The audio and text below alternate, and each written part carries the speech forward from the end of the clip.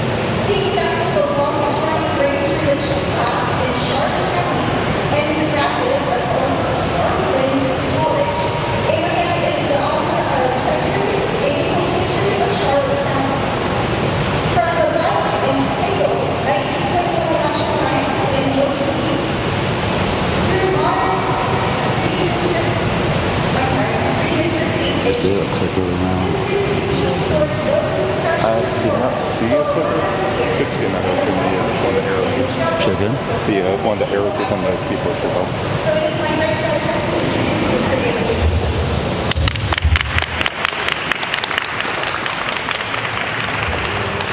Thank you.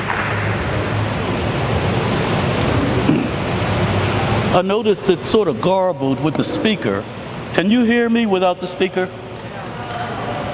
Okay, can you hear me now? Wow, voice of power. First of all, I'd like to thank the county and city commissioners who showed up today. I particularly want to honor the volunteers who organized this History Day and the History Commission, along with the NAACP. Malcolm X said that a race without history is like a tree without roots. And if we don't know our history, where are we going to go? Where have we been? What do we have for our children? So I hope today to share some electoral history with you.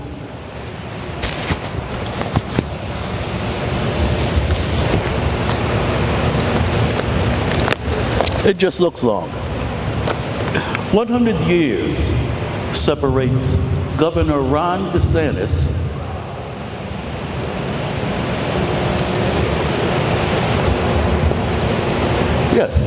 separates Ron DeSantis, our present governor, from Albert Sidney Katz, who was elected governor back in the 1920s. Now, Katz was a defrocked Baptist minister from Alabama who, like so many people, decided to remake himself here in Florida. So he showed up, he ran for governor in the 1920s as a Democrat. He got beat thoroughly, but he was an arch racist. He was a sort of Southern segregationist who was able to speak to Florida residents who wanted that sort of stuff. He ran as an independent. He beat the Democrat and the Republican and became governor in 1917. In his inaugural speech, which sets the tone for his administration, he had this to say: Your triumph is no less in this good hour in beautiful Florida, for you have withstood the onslaughts of the county and state political rings, the corporations, the railroads, the fierce opposition of the press, and the organization of the Negro voters of the state against you, and the power of the Roman Catholic hierarchy against you. Yet over all of these common people of Florida, the everyday cracker people have triumphed. Doesn't it sound familiar? It sounds a whole lot like what President Donald Trump and his copycats have turned into an art form, labeling those who oppose them, those who are different, as dangerous, and in the process, stirring racial and religious hatred.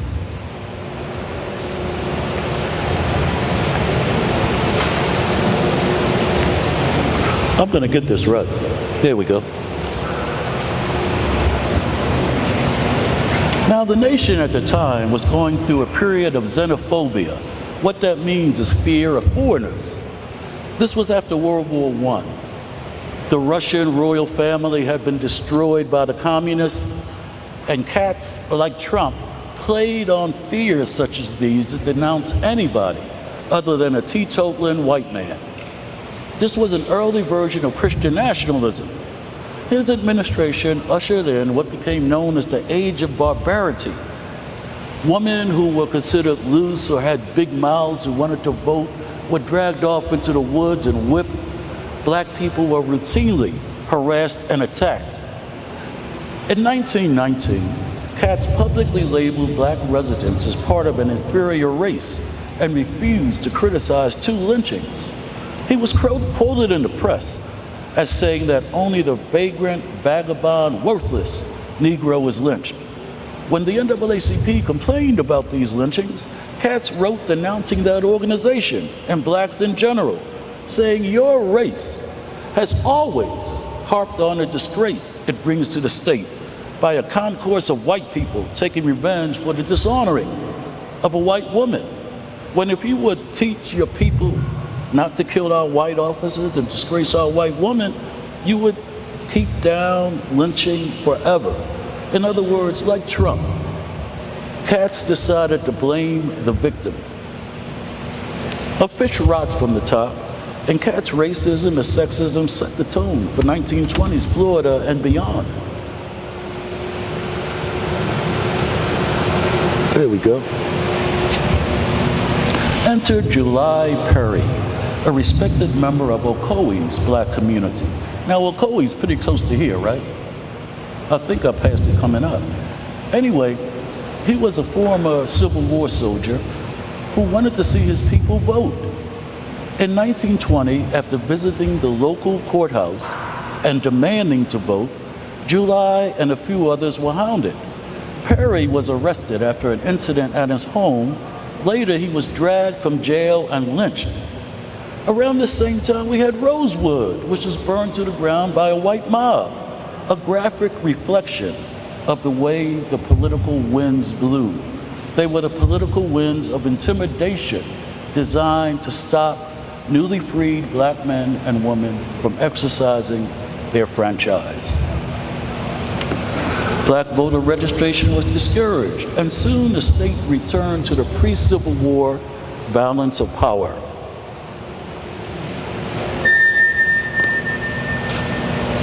Okay. Pre-Civil War balance of power, where black people were not part of the elective force, and they were kept down and kept in menial roles. According to Myra Perez of the Brennan Institute, this was part of a pattern. We're going to try this one. Okay, I hope so. Is that better? Okay. Yeah. Does that mean I have to repeat every word I said?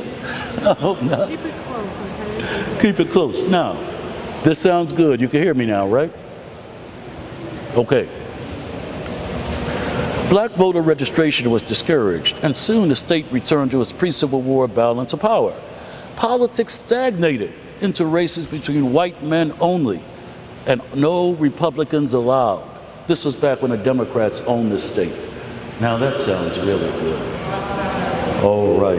I might sing a song, it sounds good, but anyway.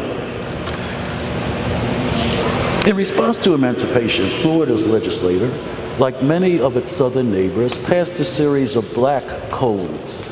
These were designed to keep black people either in wage slavery or in jail.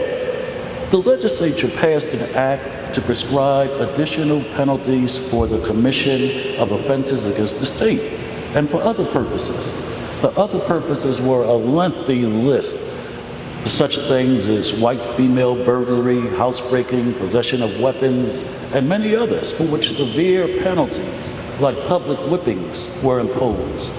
The code criminalized disobedience, impudence, and even disrespect to the employer.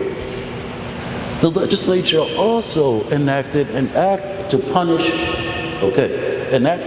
vagabonds, which provided for the arrest of able-bodied persons who were wandering or strolling about or leading an idle, profligate, or immoral course of life. Now, the important thing here is what that did was remove due process. That meant any black man or woman standing on a corner could be arrested and put to work at the convenience of the state. Now think about that a moment, and think about if you had a brown skin and a name like Jesus, how safe you would feel today just walking the street with Trump and his ICE cohorts ready to ship you off to a country you never saw before. Now, I want you to take a look at these two scenes. The first one is what happened after the Civil War, when although we had fought a war to restore a balance of equality, states reacted by passing black codes. This black man here, he's very well dressed, looks like he has money. He's about to get evicted from this railroad car. Back then, the worst railroad car to sit in was at the front because they still had cinders and stuff coming out of the engine, and they come in the front windows and it was just nasty. That's where he was sent to sit. The other slide is particularly egregious. This is a turpentine camp. Now, this was a work camp where you had a fence around it, not to keep people out, but to keep people in. If your employer, if your neighbor decided you were being uppity, you could be sentenced to the turpentine camp. Now, what these guys are doing here, if you know how to get apple cider from a tree, how you'll tap a tree, they are tapping a tree to get liquid that's made into gooey stuff like tar for ships. This was back when wooden ships had a revival, and so there was a need for naval stores, and they decided to put black people to work across the state doing this. This was actually an interesting side story. In 1919, the sheriff of Leon County arrested this young white guy as a vagrant. The sheriff worked for the turpentine camps, and whenever the turpentine camps needed more money, he'd arrest more people, and he'd get paid per person. He made a mistake though. This guy had a good family from up north. They heard he was in the camp, but then it got worse. He got beat to death in the camp. His family raised all sorts of hell. Eventually, the legislature outlawed turpentine camps officially. They still went on, but you didn't hear much about it. But this was a form of the type of punishment and intimidation that black men and women and poor whites were exposed to. Constant intimidation and harassment kept black voter registration low. According to the Brennan Center for Justice, Gadsden County, which has the largest black population in the state. Matter of fact, Gadsden County, it's right next to Tallahassee, has the largest black population, and it's the only county in the state with a majority black population. Unfortunately, they have no political representation. During the last election cycle, a man by the name of Al Lawson, who went to Florida A&M University, became a state legislature, was elected to Congress from This district right there. This used to be an all black, well, not an all black district, but a majority black district. If you notice, it sort of spanned most of the upper part of Florida. It was designed in 2011 specifically to ensure that there would be more black representation in Congress. For the first time in history, a governor, Ron DeSantis, decided to create his own plan. What his own plan did was destroy Al Laws's district, create a majority white district, and ensure that there are no majority black districts in the state, which means that unless blacks and whites come together over a black candidate, you'll never see another black person represent the state of Florida in the Congress. But DeSantis didn't stop there in terms of disenfranchising black people and Democrats. Another thing he did was mess with a very strong black district. If anybody remembers Doug Jamieson, he was the first black cabinet member in Florida since Reconstruction. He was the education secretary. His political base was right here in the heart of Tampa and parts of St. Pete. Now, this was a contiguous section. What that meant was the people lived close to each other. You didn't have to cross bridges to get to the rest of the district. DeSantis split the district like this. Now suddenly, if you want to do voter registration, canvassing, get out the vote, you've got to find a way to cross Tampa Bay, either by going all around it or catching a boat or whatever. What this is a process called cracking and stacking. Cracking is what they did to Al Laws's district, where they broke it up among different districts. They cracked it. The other scheme is stacking, where they take pieces of the black vote and stick them in such a place where there's not enough to get anybody elected, but they're all out of the way. You don't have to worry about them. Consider that Gadsden County in 1963 had 12,000 voting age black people, but only 7 who voted. The rest were too scared to. But just to pause for a moment, the examples I gave laid the basis for the gist of my talk, what this means for us today. I love history as much as the next guy, but history only works if we know what to do with it, how it could help us do something today, tomorrow, next week, and how to avoid making the same dumb mistakes that we made in the past. The politics of white supremacy are woven into the DNA of Florida and our country. And despite 100 years of separation between Governor Katz and Governor DeSantis, racism means we're playing the same old game, and it's called bloody streets and crooked lines. How crooked are the lines? Consider that the maps I just showed you rated F from nonpartisan observers.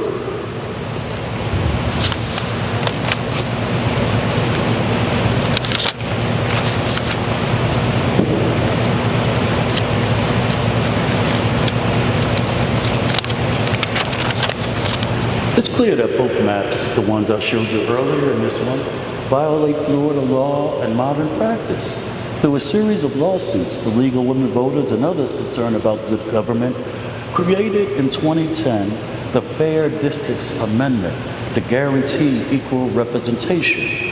It's part of our Constitution, and it worked for about 10 years until Ron DeSantis decided to upend it. Again, like Trump, these are men who decide that they know more than common sense, decent Americans.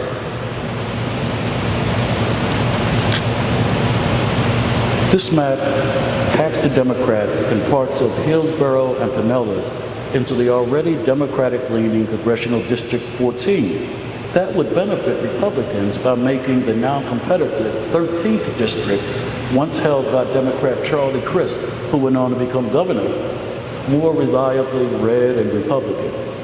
The move to have the 14th district jump across the bay to include both Pinellas County and Hillsborough is not unprecedented. But the Florida Supreme Court in 2015 specifically threw out a congressional plan that did cross a bay, arguing that it unnecessarily packed Democrats together. This is repression of voters in the state of Florida in 2022, said Ellen Frieden, leader of the Fair Districts Now, which had successfully passed a ballot in 2010 that prohibited political gerrymandering. The way the governor has treated the Tampa Bay area, it's an obvious political gerrymander, she said. A little bit of humor there, had to throw it up there. But this is the way a lot of our districts are looking. Incidentally, gerrymandering. It comes from, back during the Revolutionary era, there was a Massachusetts governor named Elbridge Gerry, who was unbelievably slick. And when it looked like he was going to lose, him and his people created a district for him that looked like a salamander, hence the name gerrymander. But what gerrymander did was create oddly shaped districts designed for one purpose, to preserve white Republican power at the expense of already elected black officials.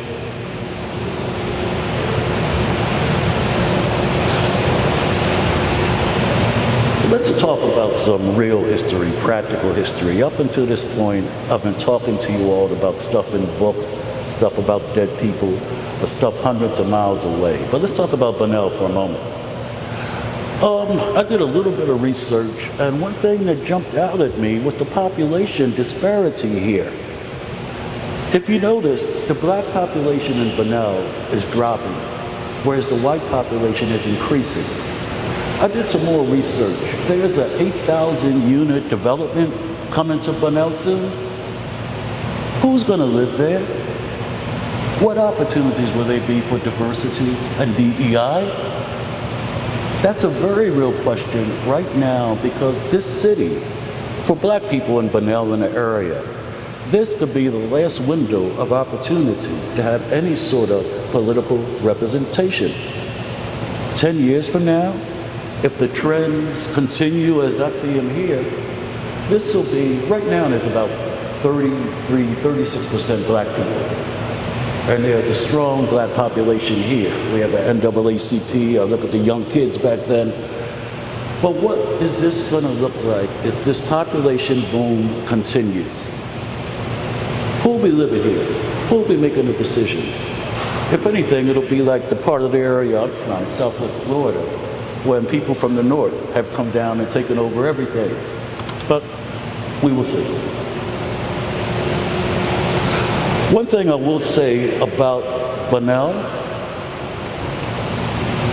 and about the future of race relations here, the best way to integrate is to get some hard work. Get some hard work that nobody wants to do. At that point, you'll be surprised at the integration that comes forward. Matter of fact, Bunnell, you mentioned a crossroads. It's a crossroads because of railroads. And railroads back then was probably the ugliest, nastiest business you ever want to do. And so you had a lot of black people in railroads. And their descendants still live here. In almost every town, Palatka, I could go on, where you find large population of black people, it's because of the railroads. And they stayed and made lives for themselves. Now I mention that because the industries that are attracting the people who feel that 8,000 unit development, that's not really hard work. A lot of it is technical work, office support staff, and when that happens, what you find is DEI going out the window. Unless people speak up, unless black leaders and white leaders who believe in equality make sure that these new developers and the businesses they bring continue to reflect Bunnell, I guarantee you this is going to be a different looking community in 10 years. Beyond the maps that I mentioned, Reconstruction policy of limiting the franchise to bar criminals and ex-cons still holds sway. Since black men are disproportionately arrested and sentenced in Florida, the criminal justice system worked the same way the turpentine camps I told you about work, to keep black people out of the polls and out of the whole political framework. Some 12,000 voters were purged from Florida's voting rolls in 2000 after being wrongly identified as convicted felons. 41% of them were black voters. Now, I brought this slide up because what you'll find in this era of what I call neo-racism or the pushback is racists take the same language that civil rights people use to make their case. And so you have DeSantis actually says he wants a race-neutral congressional district. So would I, in heaven, but we're not living in heaven. This is real life with real people, where you have to make real choices that take into account years of people making decisions based solely on race. In 2011, Governor Rick Scott rolled back changes under his predecessor that had made it easier for convicted felons to regain the vote after they served their time. In the spirit of the 19th century black codes, Scott and the cabinet made it even harder to regain your voting right by imposing a 5 to 7 year waiting period before a released felon could apply to have their rights restored. Also in 2011, Scott signed an expansive bill that cut the number of early voting days in half. How many people do canvass in or get out the vote efforts? Remember how we had like 2 or 3 weeks, and we also had that Souls to the Polls on Sunday after church, where we'd round up people in a big van and take them down. Scott took care of that because it affected people he did not want to see vote. Now consider the fact that states like Georgia have laws now where if I try handing out water to people waiting to vote, I could be arrested. Or consider here in Florida, how many people vote by mail? How many people know that every year when you vote by mail, you automatically become invalid and you have to do it again the next time?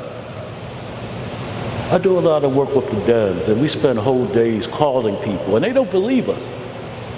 They don't believe us, but come election time, they'll find out the hard way that they can't vote.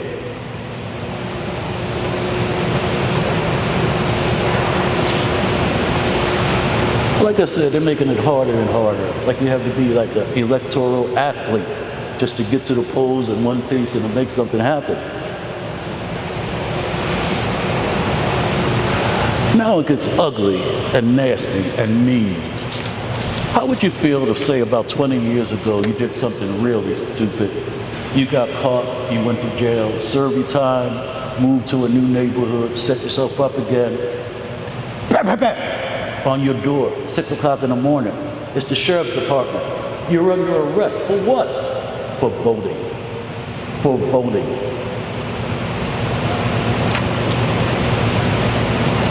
Ron DeSantis did that in 2020, where he sent sheriff's deputies out to arrest ex-cons who, because of the state law, thought they had done everything right and they had the right to vote again.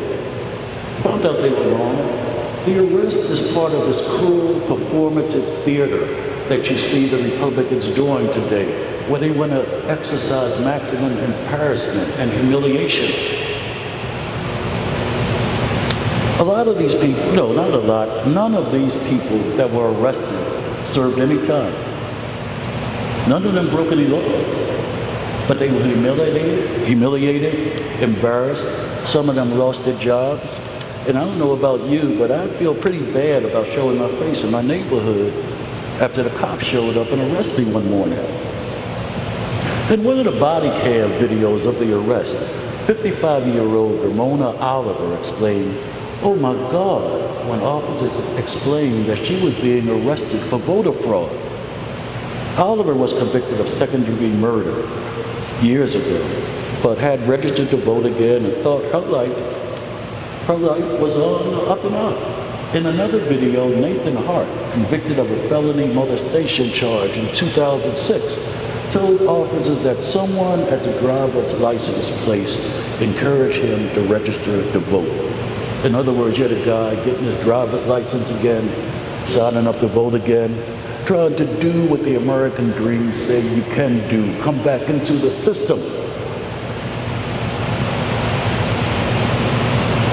He went to jail for that. The officer arresting Hart said, "That's your defense.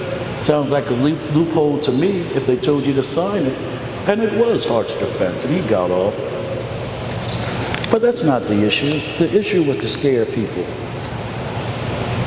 Part of my job working with the Democrats was going to communities where people don't go and talking to ex-cons and urging them to get out there and vote. After this came out, they laugh at me. And they say, "Are you serious? I don't want to get arrested." And I had nothing I could tell them.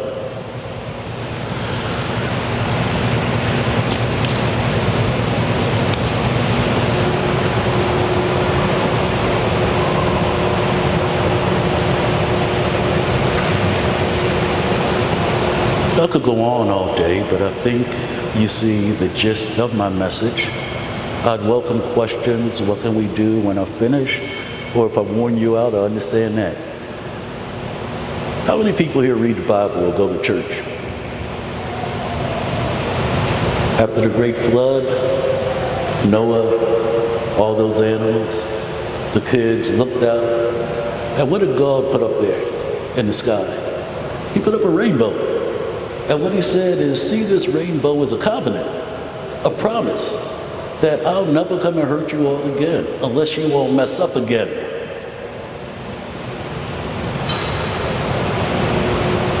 Remember this? You all know what you're looking at, right? This is the closest to Armageddon that we've ever come.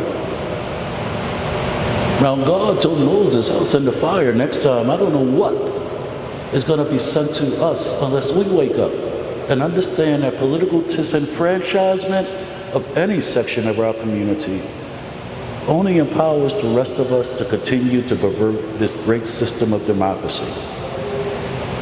I never want to see this again. And Lord willing, if there's anything I could do or you all could do to make sure our democracy survives these criminals that we elected, I'd love to hear it. Thank you all very much.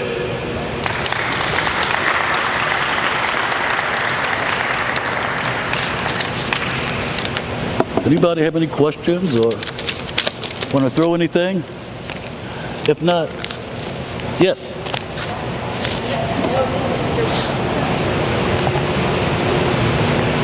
I don't know if you have a comment on this at all, but speaking about it's important to know our history so that we can learn from it. Have you followed at all the decisions being made related to the establishment of an African American Museum in the state and the different communities that were vying to have it, where they are St. Augustine, near the top that list? I don't know if you have followed that at all. No, I haven't. It's fascinating. It's fascinating. I think the